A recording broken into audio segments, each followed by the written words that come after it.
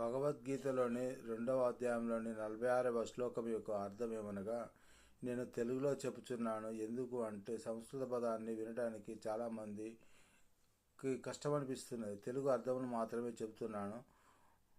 చిన్న నూతి ద్వారా కలిగే సమస్త ప్రయోజనములు పెద్ద జలాశయముతో వెంటనే సిద్ధించును.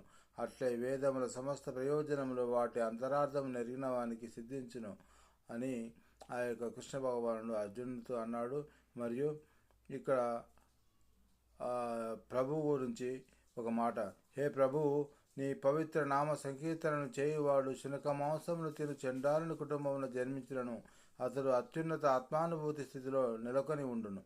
అట్టి వ్యక్తి వైదిక కర్మలన్నింటినీ అనగా అన్ని రకములైన యజ్ఞములను తపస్సులను ఆచరించిన వానితో సమానమగుడు. అతడు సమస్త పుణ్యతీర్థములలో స్నానమాచరించినట్టు వానితో వైదిక గ్రంథములను పలుమార్లు అధ్యయనం చేసిన వానితో సమానమగుడు.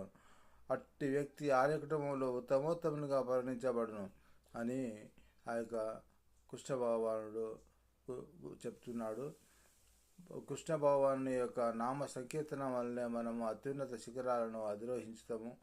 మనము నామ సంకీర్తన వల్ల ఎన్నో లాభాలు ఉన్నాయి. భగవద్గీత వినడం వల్ల మానసిక ప్రశాంతత లభిస్తుంది. భౌతిక సుఖముల పట్ల మనము విముక్తమైపోతాము. ఆ యొక్క ఆధ్యాత్మిక పురోగతి చెంది ఆ యొక్క భగవంతుని నామ సంకీర్తన వల్ల మనకు మనశ్శాంతి లభిస్తుంది, జ్ఞానం లభిస్తుంది. భగవద్గీత వినడం వల్ల ఎన్నో ప్రయోజనాలు ఉన్నాయి.